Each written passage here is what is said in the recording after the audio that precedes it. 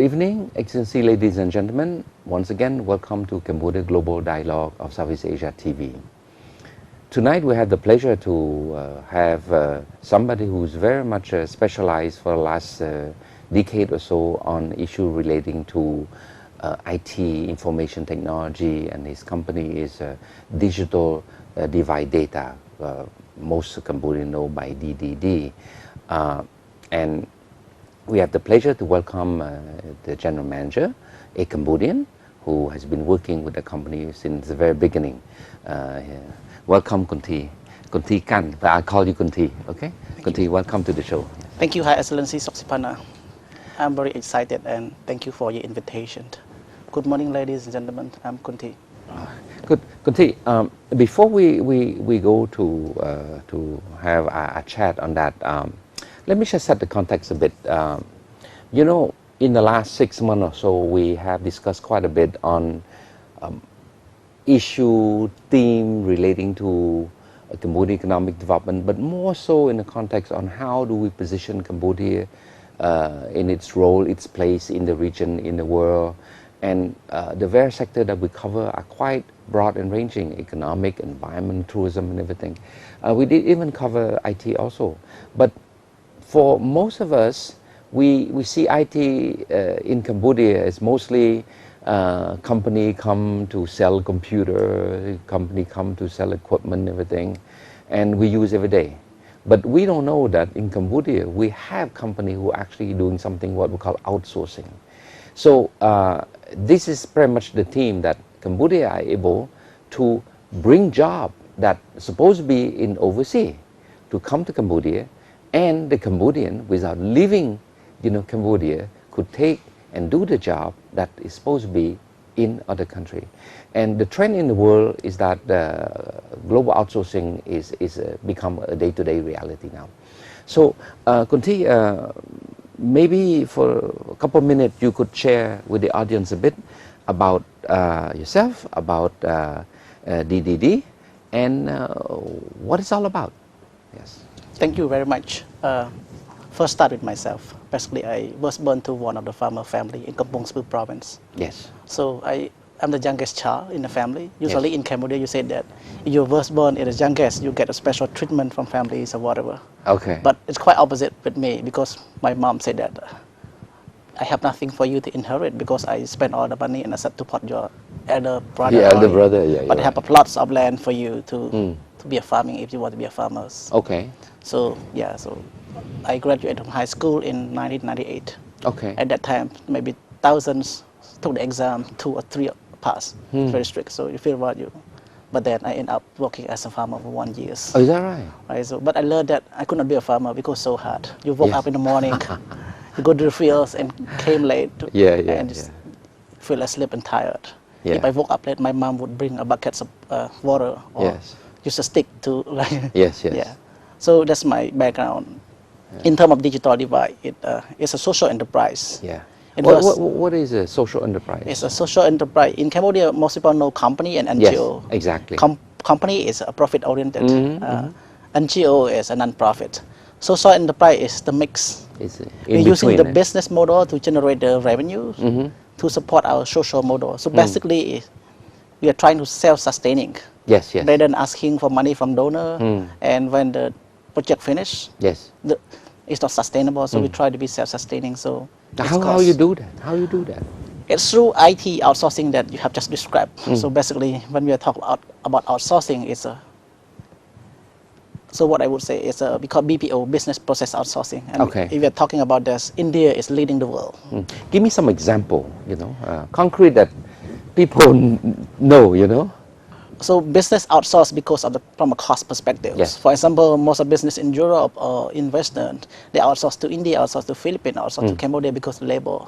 Yeah. And the time turnaround is faster and cheaper. Is that right? Right. So anything from a physical document, papers or whatever, convert to electronic format. I see. That could be searchable, analysis. But right now, you don't need to go to like Netherlands to search for document. You can search from Cambodia. All documents have been digitized. Yes. Right? Wow. So we are part of that. Yeah. So but how do you start? How does DDD start?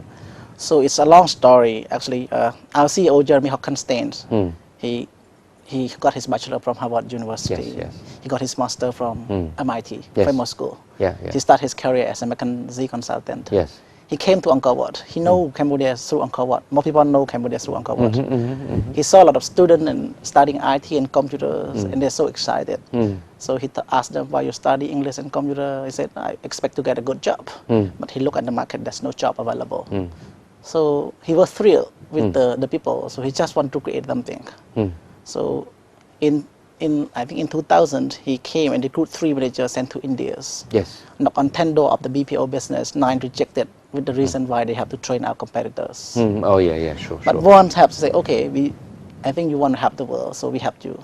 So came back in 2001. We started office in Phnom Penh with 20 people. Yes. Yeah, where 10 years ago. Huh? yeah, 10 years ago. I myself started as data entry operator in November, second batch. From a farmer to a data entry. Right, and then became team leader assistant, team leader, and then went to Battambang to set up the office, the branch office there in October 2003. Okay. We set up. Oh, you moved very quick, huh? From Right. expand from Phnom Penh to Right. Battambang. It was 30th anniversary where most of people, we went to Siem Reap for the third Yes. year anniversary. Yes. Most people came back to Phnom Penh, but I went to Battambang to set up the branch office there. And the reason we set up the branch office in Battambang because Battambang surrounded by other provinces like Banteay, Mian Chai, Bosat, yes. and Battambang was the hot battle between government and the Khmer Rouge army. So a lot of people left disability and Yes, a lot of- yeah. So you mean to say that the employ a lot of disabled people? The model itself is a work study programs, and so basically we choose the student from an underprivileged background. Yes. But they have the commitments, they Yes. have the motivation to improve themselves. But most of the time they don't have the financial resources. I see. So basically the people was born in a poor family. Yes. When they grew up, they drop out of school Yeah. because they need to help the family to generate incomes. Yes. So the poverty cycle exists. We say that you're born poor, so you're poor. So our model is to pick those students with Yes. highly committed. Yeah. When we pick them all over the provinces, Yeah. some of them know nothing about English and computer. So we train them 6 months, Yeah, English, yeah. computer, and soft Okay, skill. okay, okay. Right. And after 6 months, they know basic computer, English, and soft skills. So we offer them. And then what you do next? Yeah. And what we do next is we offer them a part-time jobs. Okay. So basically, it's digitized work.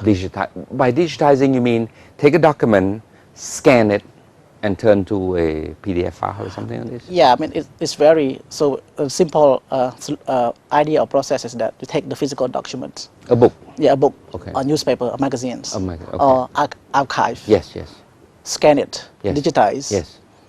and the output can be PDF, can be Excel, can be Word, can be XML, anything that can be searchable. I see. So moving from a physical document to electronics. Yes, yes. For example, one of the biggest projects we have done for almost 3 years is the Dutch National Library. The Dutch National Yeah. Library. Wow. Yeah, so we are proud because Cambodian doing the work for the world. Yeah. And we have converted almost 8 million pages 8 million pages. from a physical document to electronic. Yeah. They just launched the website last year, so people Wow. can search. It's a public domain, 100-year back document. Wow. But I understand that DDD also did for Harvard, no? The first job we started was Harvard. It's a That's Harvard correct. Crimson newspaper Wow. because our CEO graduated from there. Yes, So yes. they got some connections. Yeah, yeah. But basically, 70% of the job that we are doing right now is international. I see. 30% are local. Wow. And I wow. feel the local is growing. Is that right? Yeah. What do you see the local market comprised of? It's very, most people know IT, like selling computers, Yes, selling yes. like iPhone, Yes, iPads yes. or whatever. Yes. But they don't see what is the real background behind. When we talk about IT, it's many things. Yes, yes. So from electronic device to processing. Yes. So I think there's almost 20 companies now in Cambodia, but most of them owned by the foreigners. I see. Like serving the market in Europe. Yes. It's more on software development. More Is that on, right? Software development, huh? Yeah. But for us, we are trying to do difference. Yes. So the people we are recruited from a disadvantaged background. Most of company would recruited from bachelor degree, 4 year experience. I see. I see. So the question we're asking ourselves, what would happen to the people with no bachelor degree and experience? Yes. So we And, talk about, and that's where the social enterprise notion came about. right. You care more, not just to make money, but you care also to make sure that the money that's been made also go to help those who are less disadvantaged, Right. or who are more disadvantaged. Right. Yeah, so basically It's a work study program, like I said in the beginnings. After 6-month training, 2 more week on the job training, offer them a part-time jobs. And then we have the internal English classes. Okay. 1-year program, very intensive. Yes. Because in the market, you have to have a very proficient and professional English skill. Yes, yes. In order to do a job, and also it's good for them for their future, for their career advancement.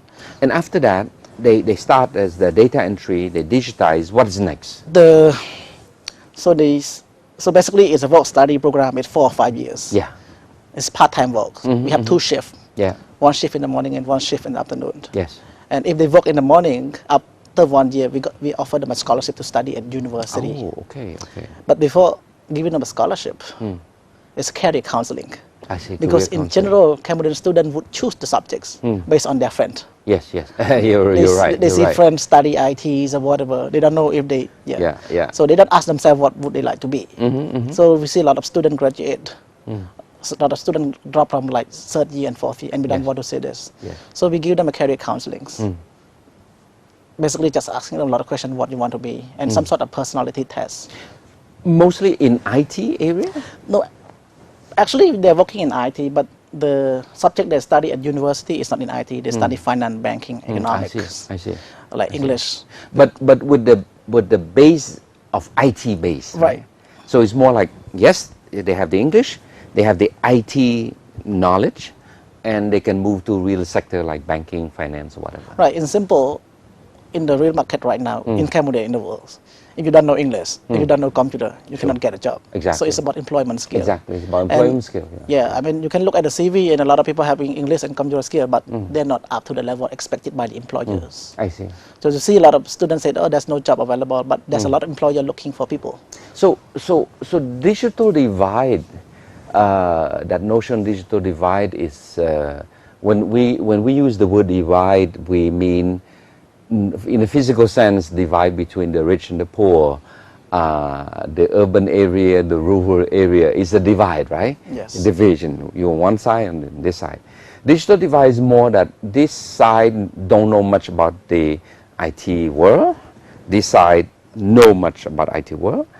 So what you try to do really is not just digitizing document and put into electronic format, but you try to help build the capacity of the people who are less knowledgeable in IT so that they are more equipped to go on this side and get better job, with the digital knowledge. Is that what it is? Right. I mean, basically, we talk about digital divide. The business that we're running is to generate the revenue to sustain the model. Yes. And our model is about the bridge. The bridge. It's a human resource development for Cambodian on a developing country. Right now we have the office in Laos. Is that right? We opened the office in Kenya. Wow. And we are thinking of opening an office in Vietnam. So on behalf of Cambodian, I'm proud. Start from Cambodia, open in Laos. And in the past, before we started the project in Cambodia, most of white people say that you start this project and you sell customer in the world. That's impossible. Because you talk about the meeting at 8 o'clock, people show up at 9, so whatever. But right now we have almost 1,000 employees for the office. 1,000 employees? Yeah. And we prove to the world that Cambodia is one of the a place for outsource as well. Wow. Because we are competing with India, with Philippines. So our customer, all over the world, when we are bidding for the project, we are competing with those. So I would say that we are very competitive. Well, so in that sense, for me, from a trade person, my background is more law and trade, international trade, WTO, that sort of thing. I really believe that we are in a globalized world, that job does not necessarily have to be searched in your own country. In fact, that's a constraint. If you only look, Cambodia is a very small market, 14 million people, the level of economy. But through this digital sort of like knowledge, you can actually take Cambodia to other part of the world and let the world know that, look, Cambodia is in position to compete.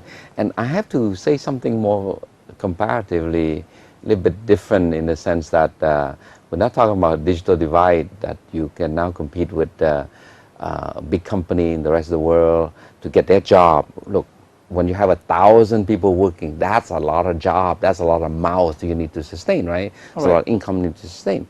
It's no different than in the real sector like rice, for example. Right. You know, we used to be net importer. People say, oh, forget it, Cambodia, you will always be needing help. But now you see we are a net exporter, and we are competing with big rice exporting countries like Vietnam and Thailand and Pakistan.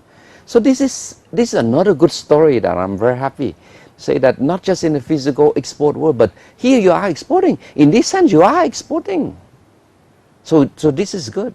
But how do you see in terms of the sort of like moving up the value chain, right? Because you start as a sort of data entry, data processing, you know, and then you move to something more value added, you know, turn into stuff like how you can digitize and use into an iPad or something like this. What do you see the future of the digitized world as it impact your company in Cambodia? So I would say in general in Cambodia, we see the government trying to improve a lot of, and you see a lot of like people working in the government factories or Yes. whatever. But that's for me is a low Low level income. of jobs. Yes, low, and yeah. for me, we don't want to miss the opportunity for Cambodia to take advantage of this. So we are trying to do differently using the technology. Yes. Yeah, for this. So we start with data entry, of course, Okay. but it has been evolving for 10 Yes. years. So right now we like ebooks also we involving. Oh, you're into ebooks now, Right. Which is more complicated, right? It's more complicated and more higher end, High end, but yes. more value added. More value added. So basically, we have a physical book. So you have to carry the book all over the world if you want to read it. But right now you can use iPad, Kindle to read the books. But in order to come the ebook, what behind, like building a house. Okay. So we are part of that as well. Yes. And most of the library all over the world right now, like Singapore National Library, Dutch National Library, British National Library, they're from physical to electronic library. So basically you can buy document online. So we are part of that. Kunthi, you know, in that sense, I see this aspect of the digital world as part of a source of growth for Cambodia in the future, for the government to claim that, look, they're able to generate more employment, because, you know, every year a lot of young kids become 16-year-old, 17-year-old, they're looking for a job. But for your industry to grow, to survive, to compete, what do you think are needed from the government side in terms of policy, in terms of law, in terms of help, in terms of support, to make sure that a company like yourself can compete in the world, can create jobs? What sort of help you see from the government in terms of policy? Thank you. Actually, we have been in Cambodia almost 10 years. Yes. But in short, we have no problem with the government so far. So I would say it's very friendly. Yes. But I think government can do more. Yes. Because when we talk about outsourcing, when we are competing with China, competing with the Philippines and India, when you're competing to get a job from the world, it's more from cost perspective. Cost perspective, yes. Right. Yes. So in Cambodia, of course, you have a cheap labor. Yes. But the operating costs are very expensive. The electricity is not stable. Yeah, okay. Cut off, Yes. expensive. The internet price is very expensive. Still, And, internet's still expensive. Huh? I mean, it has been cheaper Yeah. compared to Cambodia alone. Yes. But compared to the global market, it's more expensive. I see. And our job is more focused on the internet. Yes. Download, upload. The speed, The speed. broadband. Right. Yeah. And beside that, some sort of a human resource development. Yes. Okay. We have a lot of student graduate per years, but the quality, I would say, Quality is not still there. need to be improved. Yes. Yeah, especially the integrating the IT or English programs in the beginnings. I see. Philippines and they have the advantage because they study English and computer from the beginnings. childhood, But I believe Cambodia can do the same. Yeah, and we I can do see the the government have very committed Yes. for this. So yeah, from a policy standpoint, it's like Education. Education. Good education from Yeah. the early age. Yeah. Yes. And create viable policy for like attractives. Because I think government can play a lot of role. We start with 20 people, now almost 1,000. We're going to move to new office in October. Wow. In Phnom Penh alone, we can grow up to 1,000 people. But in order to fit these people, you need to secure a job for 1,000 employees. Yes. But our program is about human resource development. After 4 or 5 years, we help them to move on to better jobs. Yes. So it's about human resource development for Cambodian. Okay. Right now, they're working for ANZ, they're working for Wow. Aklida, Oh, they're good. working for Mobitels. Good. And it's a corporate social responsibility. We call this a state DNA. Yes, We want yeah. them to move into business, but they bring the corporate social responsibility. And what I would say, the company cannot grow if the community is not grows. Yes, yeah. So it's about like improving the life of the communities. So from a policy perspective, you see that you still need help in terms of having a better education policy from the early years, so that when they get a bachelor or a baccalaureate, they are in position to walk straight into an employment category. You still feel that the cost of doing business is still high, right? I think the cost of doing business is still high. It's much better from year to year. Yeah. But compared to the all over, it's still high. Yes. Yeah. So you still think that the broadband is still slow? It has been improving. I'm happy. Yeah. But I mean, I'm happy, but for example, the internet right now, 1 megabit maybe $250. Maybe you use about 30 megabits in US, you get about $30. Okay. So if this getting cheaper, yes, you can save a lot of money. I see. And this can go to more great job. Yeah, great jobs. Exactly. Because the money we're generating, what I'm talking about, is going back to people development. Yes. English skill, computer skill. Yes. And so it's just how we use the money. So in other words, I think it's doable. Things are improving year by year, and I think it's the sort of company like you're doing now that gives some hope to the country, and also some hope to government policymaker to say that, look, your growth has also been contributing to the economic development of the country, the job creation, and therefore it should give them more incentive to the government to continue improving their regulatory framework, improving their infrastructure. In this case here is more the IT, the broadband, the satellite connection, fiber optic thing. So in that sense, okay, I think it's work in progress, right? If you say it's in 2001, you start in 2001, 10 years later you see some gradual improvement. I will tell you something that will make you feel much better. When I was working for UNDP in the early days of 1993, I was a UNDP lawyer at that time, and my mother, she passed away. She passed away 4 years ago. But at that time, she lived in the US, right? And I have to wait until I have enough thing to tell her, to have 1 page before I can send a fax, right? And my mom, sometimes she say, why take you so long to send me the fax? Because I say, Mom, I don't have enough thing to say, because per page, 3 lines, 5 lines, 1 page, it costs me $7. $7 per page to send a fax. Then in 1995, 96, we start to have the first email. My God, you have to sit on that modem. 10 minutes later, you got a file, right? So in that sense, I'm happy. I think we come a long way. Right. We come a really long way. But the challenge is more toward the future. Right? The past, we know we suffer. The present, we're happy that things have improved. But I think we have to be bold on the future. How can we be more competitive in the future?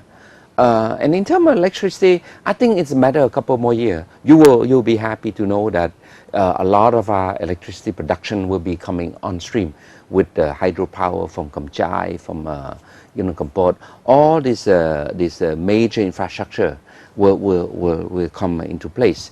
And I believe that more and more IT, the broadband will become cheaper and cheaper.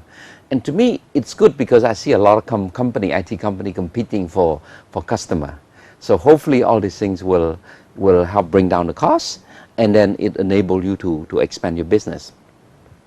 But on the future, where do you see your company going, and where do you see Cambodia in terms of IT going in, say, next 5 years?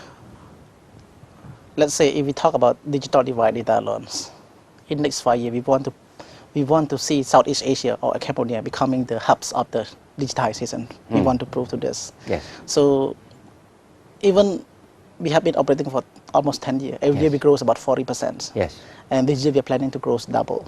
So from 600 to 1,200 or even more. Yes. So I think Cambodia have a bright future, what I'm seeing. Yeah. Why I'm saying this, because we see a lot of developments. Yes. And Okay. when we opened in 2001, I think there's only a few, like Digital Divide and others. And people are not optimistic much. Yes. But now you have almost 20 or 30, and Yes. business start to coming. Wow. So we started, we opened the road. Yes. Yeah. And our people graduate with Yeah. the skill to go to the market. They Yeah. work in the government, they work in the private sector, they work in the NGO. Yeah. And these people are the future of Cambodians. Yeah, we have a great Angkor Wat to be proud of. And if you look at Angkor Wat, it's a teamwork. Yes. It takes almost 2 decades to build it. Yeah. Yeah. So at the same to Cambodia, I feel a lot of talented. People grows internally and externally. And the challenge is how we can use this talents. Yeah, people like oppositions or whatever, but how can we work together? Sure. We want to prove to the world that we can do it. It's only us can prove. Yeah, they can judge whatever, but we can prove, like we have been proving for 10 years. Yes. Well, Kunthi, unfortunately I have coming to the end of the program, but I want to say that your story, your company story is quite something that make me feel very hopeful of the future. I see a lot of things happening in the last 20 years in this country, but more and more I'm emboldened to be more confident in the sense that I see a new layer of capacity building being built this time in the Cambodian social strata. And to me, like any economy, you need a strong base. You know, the economy needs people. People need to be competent. And competent people are the ones who make the economy more, more competitive, more sustainable.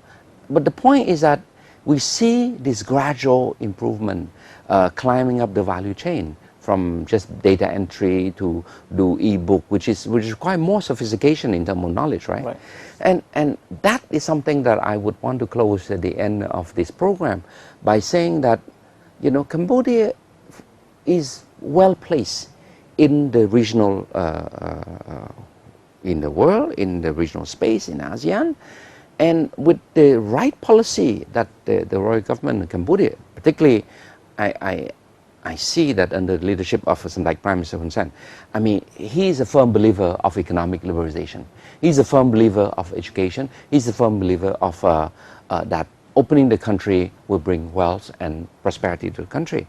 And you are one company, and you yourself as a farmer who start as a farmer for a year, less than me. I did almost 4 years in the killing field, in the rice field, so I know how hard farming life is. So that's something that I would want to close the program by saying that it's hope for the country. It's not just hope because destiny, it's hope because we work hard, it's hope because we see the opportunity, it's hope that we are grabbing the opportunity, and it's hope because, you know, we want to contribute to the development of our country with our own sweat and our own labor. So on that note, Kunthi, thank you so much for coming today to share with us your story. And I really wish you all the best, and I hope that a few years from now you will have 2,000 Cambodian, you know, employed, you know, from all around the country. So once again, on behalf of the audience and the station, let me say formally thank you, Kunthi, for coming. Okay. Thank you. So, Excellency, ladies and gentlemen, this is quite exciting. This is quite a happy moment for me to know that a lot of Cambodian disadvantaged, uneducated from Battambang, from Banti Menchay, from Preva here, could end up from Kampong Speu here, could start as a farmer from a poor family and move up to run a company that are doing business across the border, that are doing business worldwide, and that is bringing hope and sort of like motivation for other young Cambodians to emulate. So once again, thank you, and I will see you next week again for another interesting show. Good night.